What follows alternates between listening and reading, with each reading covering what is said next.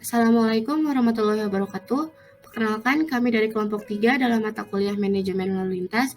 Kelompok kami terdiri dari Muhammad Erlanda, Ilham Agus Wibowo, Akbar Purnomo, Alka Alvindra, dan Livia Nikiwinata.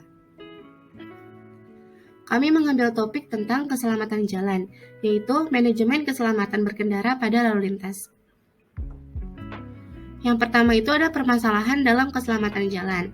Permasalahannya itu ada dua, yaitu dari pengguna jalannya, yaitu pengguna jalan yang tidak patuh terhadap rambu-rambu lalu lintas, dan dari infrastrukturnya, yaitu kurangnya rambu-rambu lalu lintas.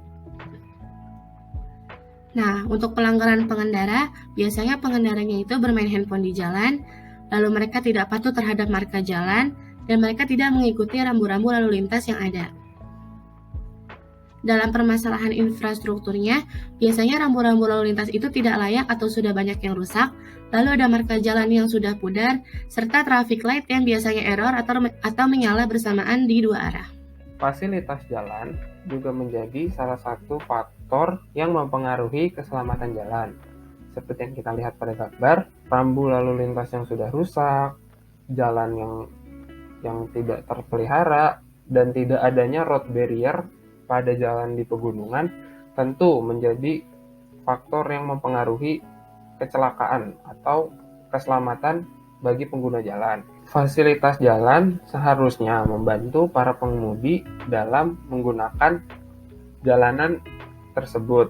Jika fasilitas yang digunakan tidak memadai atau sudah rusak, tentu akan menyulitkan pengguna dan menyebabkan rawan terjadinya kecelakaan.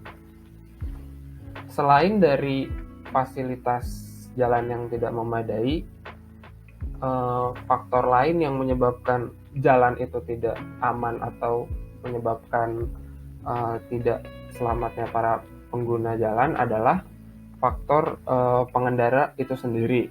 Seperti yang kita lihat, kecelakaan karena bermain handphone di jalan. Seperti dari berita yang ada, akibat main handphone, 4 mobil tabrakan beruntun, pemotor main handphone di Blitar tewas ditabrak kereta api, dan masih banyak yang lainnya. Hal ini membuktikan bahwa pengendara itu sendiri menjadi faktor bahwa keselamatan jalan itu sendiri. Lalu ada juga kecelakaan akibat menerobos lampu merah. Dengan tidak disiplinnya para pengguna jalan, tentu akan membuat jalan itu tidak selamat. Sebagian besar kecelakaan terjadi karena pengendara itu sendiri. Terdapat 67% masyarakat Indonesia yang tidak mematuhi peraturan lalu lintas yang ada di jalanan, yang berupa tidak memakai helm, menerobos lampu merah, melawan arus, tidak memiliki SIM, ketentuan surat berkendara yang sudah jatuh tempo, dan yang lain sebagainya. Apabila tidak mematuhi peraturan lalu lintas, nantinya akan dilakukan penilangan oleh pihak kepolisian sesuai hukum yang berlaku dan juga dapat menyebabkan kecelakaan lalu lintas. Pelanggaran lalu lintas diatur dalam Undang-Undang Nomor 14 Tahun 1992 dan Undang-Undang Nomor 22 Tahun 2009. Berikut adalah grafik mengenai angka tilang lalu lintas di Indonesia pada Januari sampai Oktober tahun 2021 berdasarkan sumber Kepolisian Republik Indonesia, di mana penilangan ringan terdapat 800.000 kasus, penilangan sedang lebih dari 200.000 kasus, dan penilangan berat lebih dari 700.000 kasus. Berikut adalah grafik mengenai indikator kecelakaan lalu lintas di Jalan Tol Jakarta Cikampek akibat pengemudi pada tahun 2018 sampai 2020 berdasarkan sumber PT Jasa Marga, di mana pada tahun 2018 terdapat 415 jumlah kecelakaan, tahun 2019 330 jumlah kecelakaan, dan tahun 2020 238 jumlah kecelakaan. Baik, sekarang kita masuk kepada diagram angka kecelakaan lalu lintas di Indonesia dari tahun 2017 hingga tahun 2021. Jumlah kasus kecelakaan ini kita ambil sumber dari databox.katadata.co.id yang sudah menjelaskan ini jumlah kasus kecelakaan lalu lintas di seluruh Indonesia yang tidak hanya dari sekedar beberapa daerah saja. Bisa kita lihat bahwa di tahun 2017 di keadaan lalu lintas itu terdapat kasus kecelakaan mencapai angka hingga ke 104.327 kasus kecelakaan.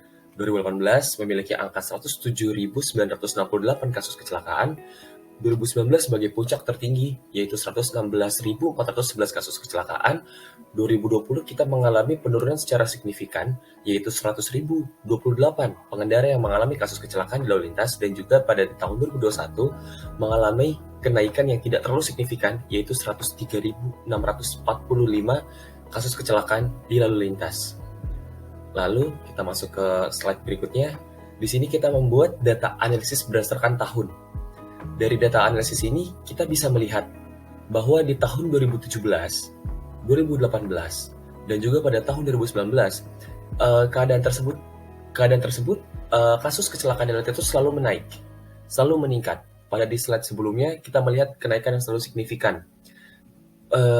Tandanya yang bisa kita simpulkan adalah kasus kecelakaan ini setiap tahunnya meningkat yang dikarenakan antara pengendara maupun pengemudi di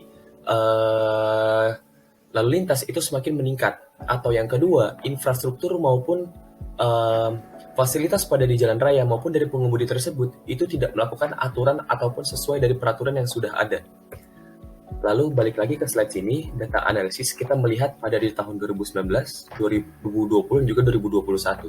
Kita melihat penurunan kasus kecelakaan yang menurun dari tahun 2019 ke 2020. Itu dikarenakan adanya PPKM maupun lockdown yang dilakukan secara massal dan juga dilakukan secara masif di Indonesia.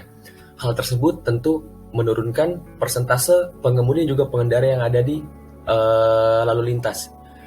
Hal tersebut pun memungkinkan akan adanya penurunan kecelakaan pada lalu lintas juga.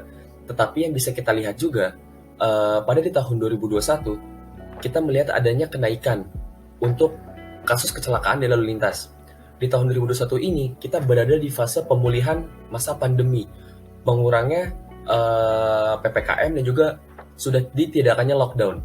Yang dapat kita simpulkan bahwa di tahun 2019 sebelum adanya PPKM dan juga sebelum adanya lockdown, angka tertinggi kasus kecelakaan berada di tahun 2019. Di saat di tahun 2020 saat adanya lockdown dan juga PPKM, kasus kecelakaan itu sangat signifikan menurun. Tetapi di tahun 2021 di saat pemulihan pandemi, angka kasus kecelakaan kembali lagi menaik. Jadi yang bisa kita simpulkan sekali lagi, di setiap tahunnya angka kasus kecelakaan pada lalu lintas di Indonesia akan selalu menaik dan juga akan selalu meningkat. Setelah disebutkan beberapa masalah pada keselamatan jalan, berikut adalah solusi yang dapat kami berikan. Yang pertama itu melengkapi alat pelindungan diri, seperti helm, sarung tangan, sepatu, dan juga deker. Selanjutnya, mematuhi rambu-rambu lalu lintas yang ada.